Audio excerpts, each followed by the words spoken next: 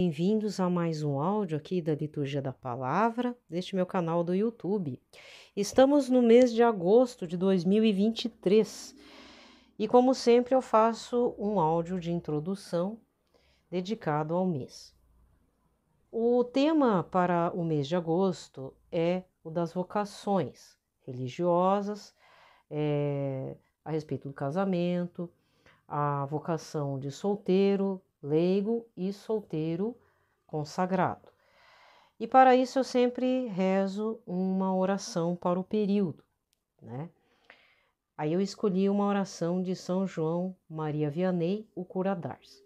Mas antes de iniciarmos a oração do mês de agosto, tenho que lembrar do tema de oração que o Papa Francisco nos pede para estarmos meditando para todo este mês lá na Rede Mundial de Oração do Papa, Apostolado da Oração.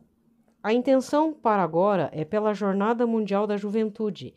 Rezemos para que a Jornada Mundial da Juventude em Lisboa ajude os jovens a pôr-se a caminho, testemunhando o Evangelho com a própria vida.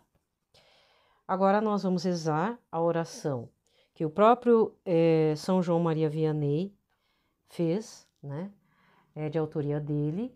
Na sequência, um Pai Nosso, uma Ave Maria, um Glória ao Pai, nas intenções do Papa Francisco, e depois um Salve Rainha, colocando o Brasil, o povo brasileiro, nossas dificuldades, né? Nossas preocupações no Imaculado Coração de Nossa Senhora. Então, pelo sinal da Santa Cruz, livrai-nos Deus Nosso Senhor de todos os nossos inimigos, em nome do Pai, do Filho, do Espírito Santo. Amém. Oração para o mês de agosto de São João Maria Vianney. Eu vos amo, meu Deus, e meu único desejo é amar-vos, até o último suspiro da minha vida. Eu vos amo, Deus infinitamente bom, e mais quero morrer amando-vos do que viver um só instante sem vos amar. Eu vos amo, meu Deus, e só desejo o céu para ter a felicidade de vos amar perfeitamente. Eu vos amo, meu Deus, e só temo o inferno, porque lá nunca haverá a doce consolação de vos amar. Meu Deus, se a minha língua não puder estar sempre a dizer que vos amo, que o meu coração o diga tantas vezes como quantas eu respiro. Senhor, dai-me a graça de sofrer amando-vos, de vos amar sofrendo e de um dia expirar amando-vos e sentindo que vos amo.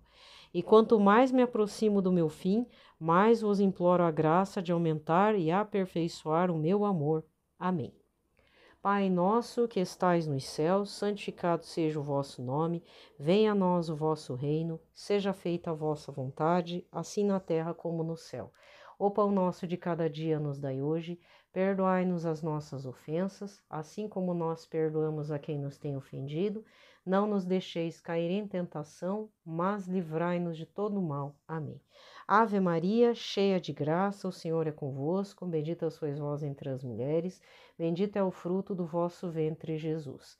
Santa Maria, Mãe de Deus, rogai por nós, pecadores, agora e na hora de nossa morte. Amém. Glória ao Pai, ao Filho e ao Espírito Santo, como era no princípio, agora e sempre. Amém. Agora uma salve rainha, consagrando o Brasil e todo o povo brasileiro, nosso presidente da República, ao Imaculado Coração de Nossa Senhora.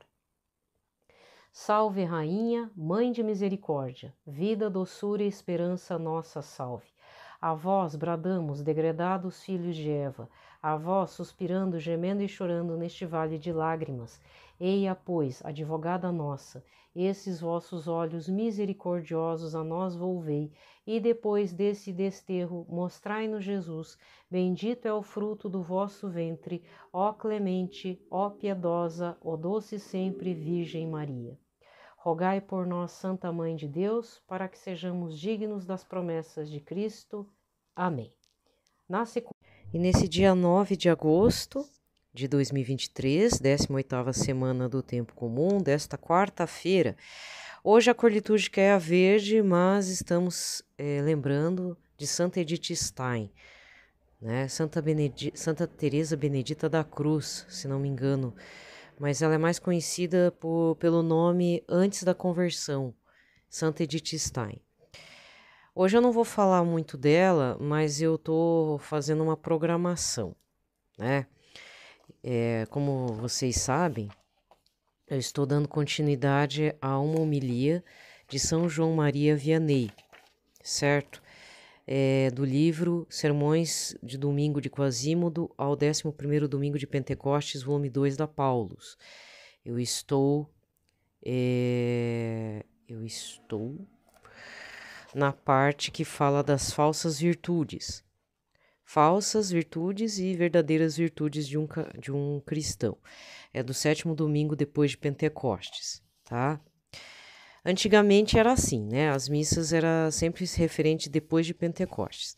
Esse aqui é um capítulo um pouco comprido, né? E o que eu vou fazer? Eu vou tentar terminar ele num ponto, né? Então eu não vou completar esse capítulo, essa homilia. Na sequência, eu vou falar um pouco de Santa Edith Stein, então não seria hoje, vai ser depois, porque ela tem também uma vasta obra, né? A principal obra dela, que eu posso dizer, é A Ciência da Cruz. Rapidamente, assim.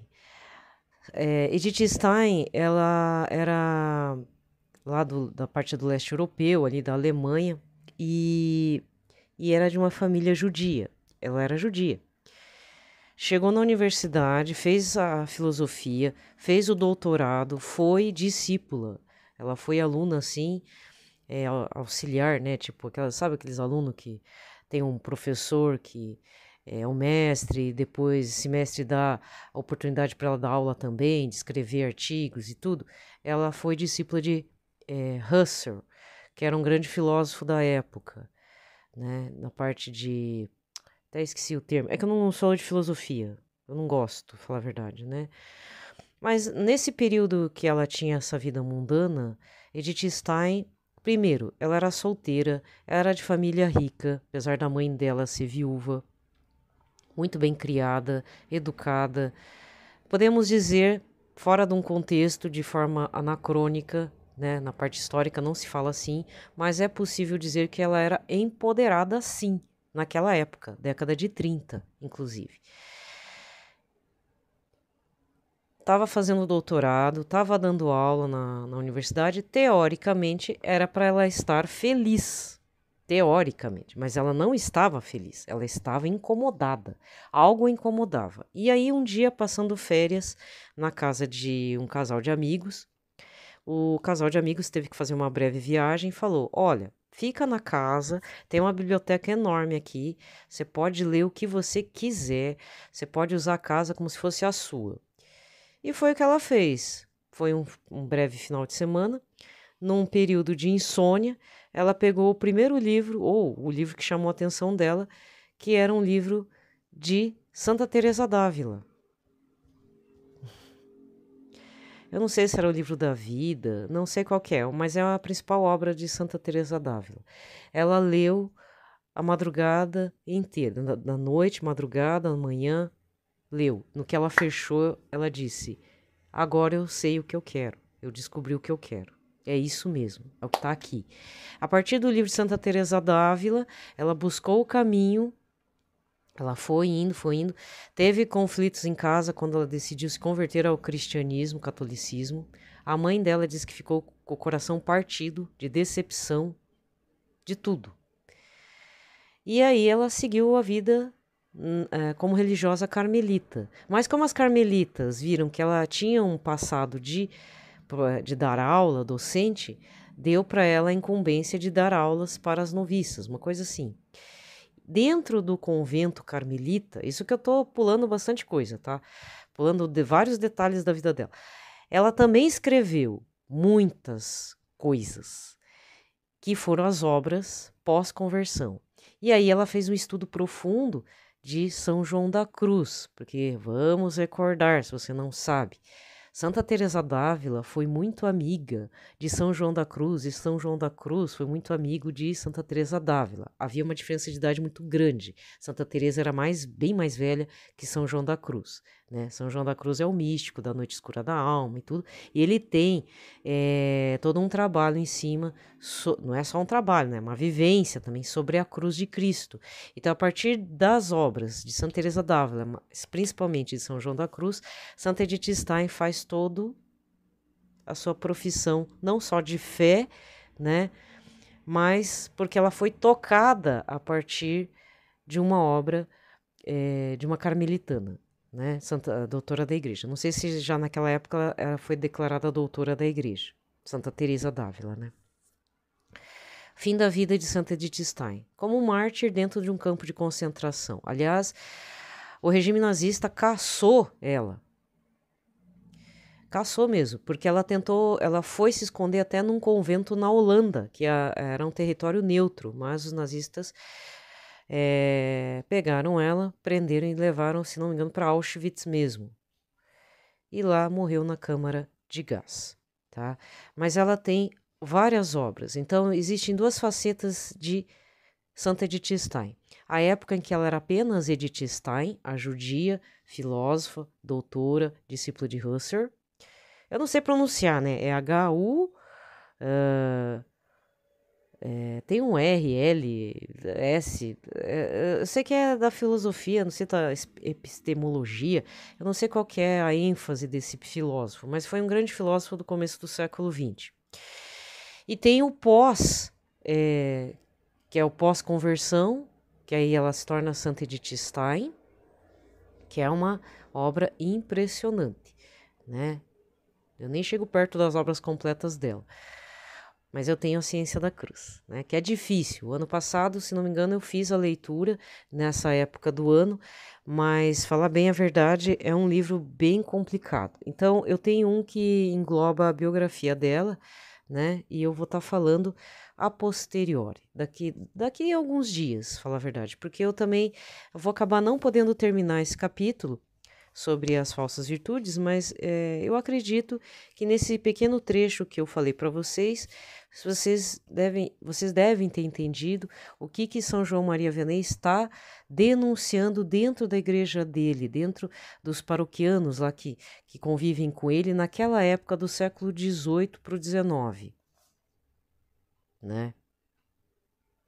Na verdade já é século XIX, 1800 e alguma coisa, porque ele é mais ou menos ele nasce mais ou menos no período de 1789.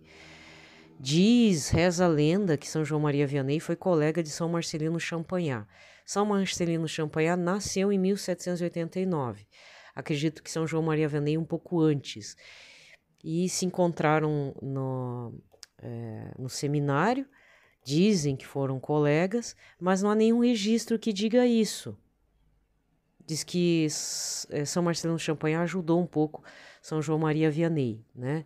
Mas de qualquer forma é do mesmo período. Então eu acredito que São João Maria Vianney está falando já no século XIX, 1800 comecinho de 1800 e pouco, né? Então ele está vendo umas coisas aí que, na verdade, são situações que acontecem hoje em dia também, tá?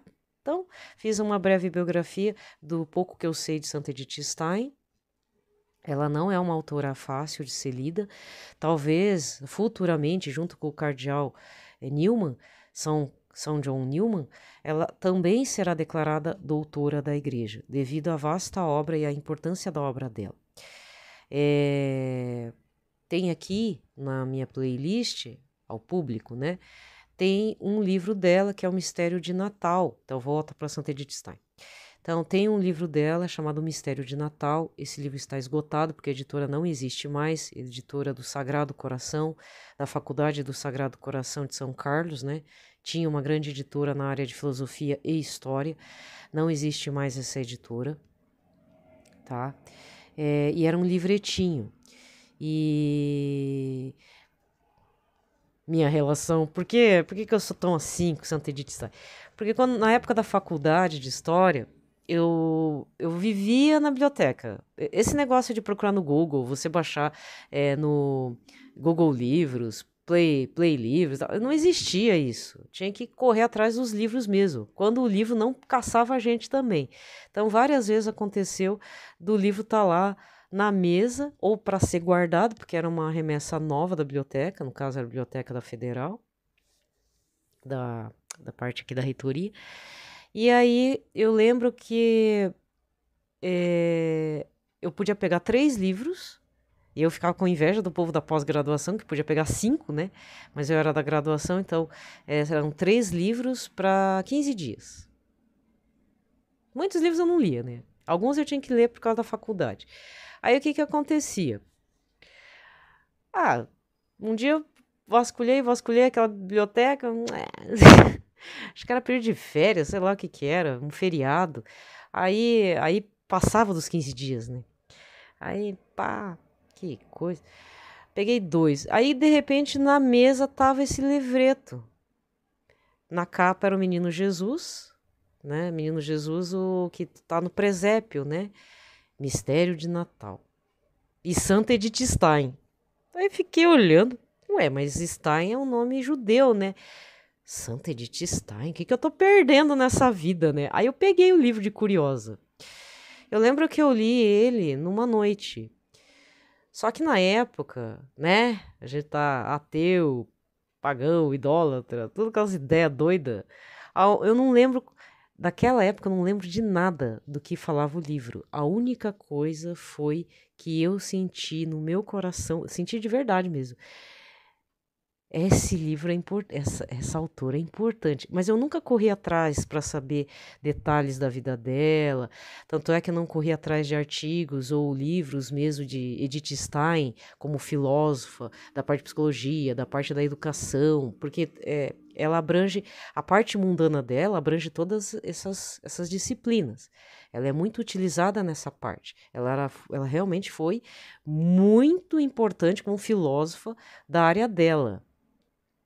Na parte mundana, não tô nem falando da parte pós-conversão, que aí é outro detalhe, né? Mas deve ter uma diferença aí de escrita, não é possível. Então eu senti que algo mexeu comigo, e eu nunca esqueci do livro o título, mas o livro, o conteúdo eu tinha esquecido, tipo, entrou, mas não entrou direito, né? Porque eu tava fora da igreja, fazia muitos anos. Não, muitos anos não, fazia pouco tempo, que tinha saído do grupo de jovens e tal, deu uma confusão, enfim.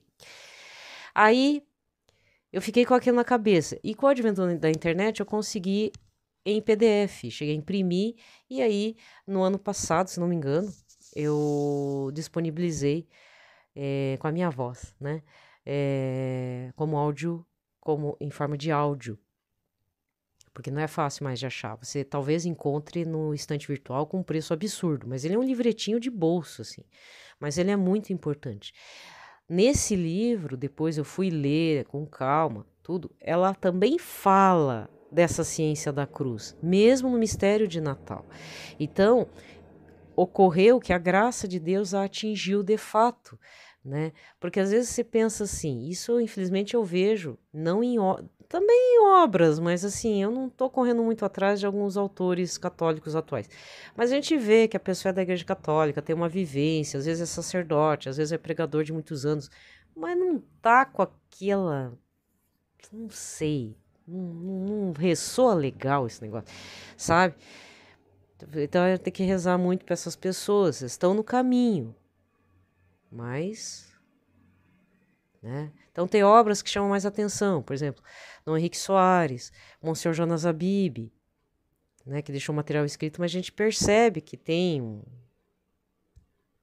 né? Tem a graça de Deus, mas só quem faz a vivência da graça. Não tem como eu explicar como é que é a graça chega, né? Mas a pessoa também tem que ter adesão, tem um monte de coisa que influi, né? Tá? Então, essa é a minha trajetória com a Santa Edith Stein, carmelita, né? Fora com Santa Teresinha, né? Na mesma época também, né? Santa Teresinha foi uma loucura. Tadinha, Santa Teresinha. Ai, ai, ai. Mas foi isso, né? Então, chega. Vamos para a leitura. Então, vamos tentar fechar esse material de São João Maria Vianney, das falsas e verdadeiras virtudes. Continuando. Ai, como são numerosas! Vejam este homem que parece ser um bom cristão. Convide-no a perceber que ele prejudicou alguém, a perceber seus defeitos ou alguma injustiça da qual ele se tornou culpado em seu coração. Imediatamente ele se ofende e não deseja mais vê-los. O ódio e o rancor vêm depois. Vejam este outro. Você considerará não ser prudente permitir que ele se aproxime da mesa santa. Ele então lhe responderá com grosseria e ficará com raiva de você como se a culpa por ele ter agido mal fosse sua. Outros, quando algo ruim lhes acontece, imediatamente abandonam os sacramentos, os ofícios. Um paroquiano tem alguma dificuldade com seu pastor, que lhe dirá algo para o bem de sua alma. Em seguida, ele sentirá raiva de seu pastor, falará mal dele, sentirá prazer em ouvir falarem mal dele e distorcerá tudo o que disserem dele. A que se deve tudo isso, meus irmãos? Deve-se ao fato de que essa pessoa tem apenas uma falsa devoção e nada mais. Outra vez será uma pessoa a quem você recusará a absolvição ou a santa comunhão. Ela então se revoltará contra seu confessor, que se tornará a seus olhos pior do que um demônio. Entretanto, num tempo de paz, vocês a verão servir a Deus com fervor. Ela lhe falará de Deus como um anjo vestido em corpo humano. E por que esta inconstância, meus irmãos? É que ela não passa de uma hipócrita, que não se conhece, que talvez nunca se conhecerá e que também não quer ser vista como tal. Vemos outros que, com o pretexto ele terem alguma aparência de virtude, se recorremos às suas orações para alcançar alguma graça, assim que eles as fizerem, nos perguntarão se alcançamos aquilo de que precisávamos. Se suas orações tiverem sido atendidas, vocês o veem redobrar a oração. Eles pensam, inclusive, que podem fazer milagres. Contudo, se não obtêm o que pediram, vocês os veem desanimar, perdendo o gosto pela oração. Vá, pobre cego, você jamais se conheceu, você não passa de um hipócrita.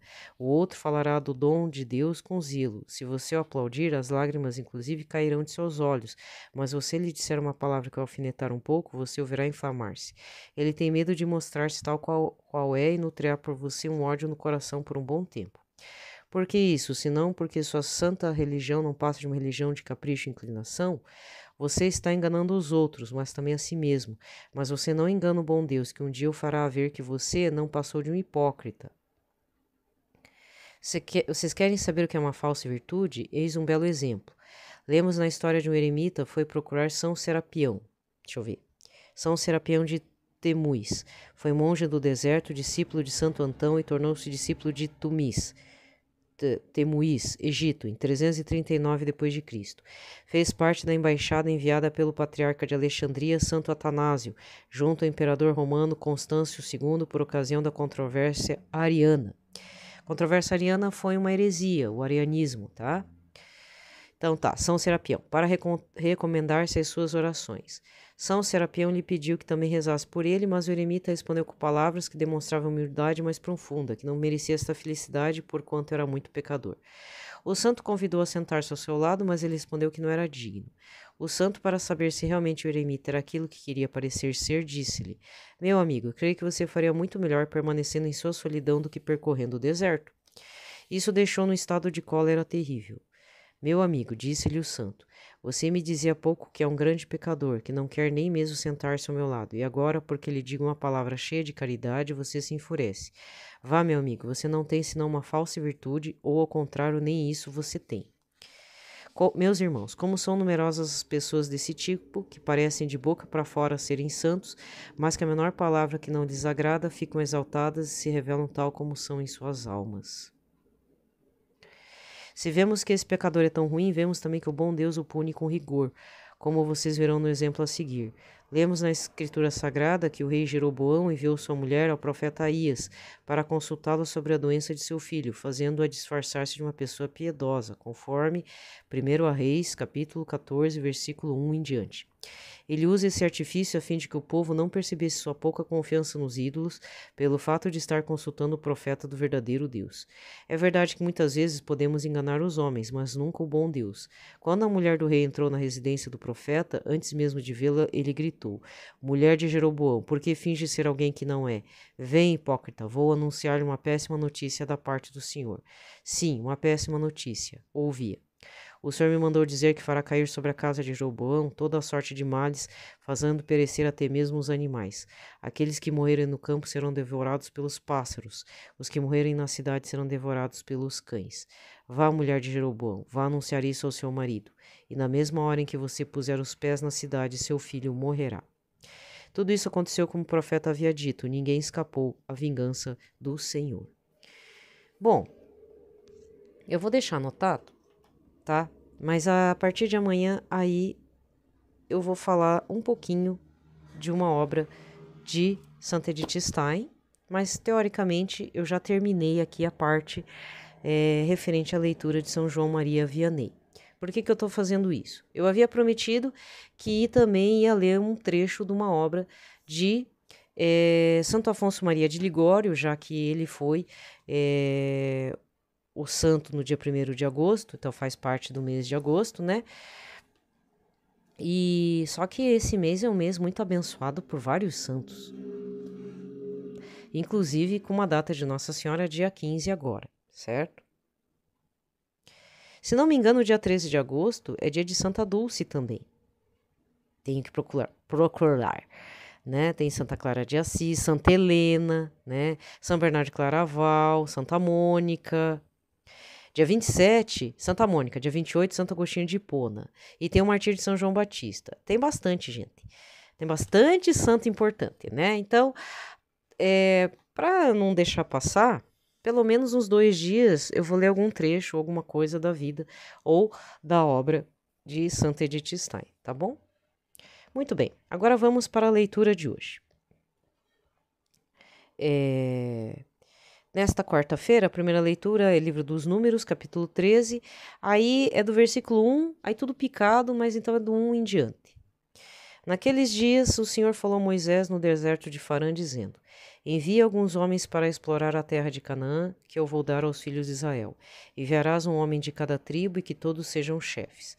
A fim de 40 dias, eles voltarão do reconhecimento do país e apresentarão-se a Moisés, a Arão e a toda a comunidade dos filhos de Israel em Cádiz, no deserto de Farã. E falando a eles e a toda a comunidade, mostraram os frutos da terra e fizeram a sua narração, dizendo: Entramos no país ao qual nos enviastes, que de fato é uma terra onde corre leite e mel, como se pode reconhecer por estes frutos. Porém, os habitantes são fortíssimos e as cidades grandes fortificadas. Vimos lá descendentes de Enaque. Os amalecitas vivem no deserto de Negueb, os hititas, jebuseus e amorreus nas montanhas, mas os cananeus na costa marítima e ao longo do Jordão. Entretanto, Calebe, para acalmar o povo revoltado que se levantava contra Moisés, disse: Subamos e conquistemos a terra, pois somos capazes de fazê-lo. Mas os homens que tinham ido com ele disseram: Não podemos enfrentar esse povo, porque é mais forte do que nós. E diante dos filhos de Israel começaram a difamar a terra que haviam explorado, dizendo: A terra que fomos explorar é uma terra que devora os seus habitantes. O povo que aí vimos é de estatura extraordinária. Lá vimos gigantes, filhos de Enaque, da raça dos gigantes, comparados com eles parecíamos gafanhotos. Então toda a comunidade começou a gritar e passou aquela noite chorando. O Senhor falou a Moisés e Arão e disse: Até quando vai murmurar contra mim esta comunidade perversa? Eu ouvi as queixas dos filhos de Israel. Diz-lhes, pois: Por minha vida, diz o Senhor, juro que vos farei assim como vos ouvi dizer. Neste deserto ficarão estendidos os vossos cadáveres. Todos vós que fostes essenciados da idade de 20 anos para cima e que murmurastes contra mim, não entrareis na terra na qual jurei com mão levantada fazer-vos habitar, exceto Calebe, filho de Jefoné, e Josué, filho de Nun. Carregareis vossa culpa durante 40 anos, que correspondem aos 40 dias em que explorastes a terra, isto é, 1 ano para cada dia, e experimentareis a minha vingança. Eu, o Senhor, assim como disse, assim eu farei com toda esta comunidade perversa que se insurgiu contra mim, nesta solidão será consumida e morrerá. Palavra do Senhor. O responsório de hoje é o Salmo 105, com o refrão: Lembrai-vos de nós, ó Senhor, segundo o amor para com vosso povo. Pecamos como outrora nossos pais, praticamos a maldade e fomos ímpios. No Egito nossos pais não se importaram com os vossos admiráveis grandes feitos. Lembrai-vos de nós, ó Senhor, segundo o amor para com o vosso povo. Mas bem depressa esqueceram suas obras, não confiaram nos projetos do Senhor. No deserto deram largas à cobiça, na solidão lhes tentaram ao Senhor. Lembrai-vos de nós, ó Senhor, segundo o amor para com o vosso povo. Esqueceram-se do Deus que os salvara, que fizera maravilhas no Egito. No país de Cã fez tantas obras admiráveis, no Mar Vermelho tantas coisas assombrosas. Lembrai-vos de nós, ó Senhor, segundo o amor para com o vosso povo. Até pensava em acabar com sua raça, não se tivesse Moisés, o seu eleito, interposto, intercedendo junto a ele para impedir que sua ira os destruísse. Lembrai-vos de nós, ó Senhor, segundo o amor para com o vosso povo. Evangelho de hoje, Mateus 15, versículos 21 a 28. Naquele tempo, Jesus retirou-se para a região de Tiro e Sidônia. Eis que uma mulher cananeia, vindo daquela região, pôs-se a gritar: Senhor, filho de Davi, tem piedade de mim. Minha filha está cruelmente atormentada por um demônio. Mas Jesus não lhe respondeu palavra alguma. Então seus discípulos aproximaram-se e lhe pediram: Manda embora esta mulher, pois ela vem gritando atrás de nós. Jesus respondeu: Eu fui enviado somente às ovelhas perdidas da casa de Israel. Mas a mulher, aproximando-se, prostrou-se diante de Jesus e começou a implorar: Jesus, socorre-me. Jesus lhe disse: Não fica bem tirar o pão dos filhos para jogá-los aos cachorrinhos. A mulher insistiu: É verdade, senhor, mas os cachorrinhos também comem as migalhas que caem da mesa de seus donos. Diante disso, Jesus lhe disse: Mulher, grande é a tua fé, seja feita como tu queres, e desde aquele momento a filha ficou curada. Palavra da salvação. Aqui termina a liturgia da palavra. Vamos recordar o evangelho deste último domingo, Transfiguração do Senhor, festa. Mateus 17, versículos de 1 a 9. Vou me despedindo por aqui, desejo a todos um ótimo dia, uma ótima quarta-feira, dia dedicado a São José, certo? Fiquem em paz, na paz de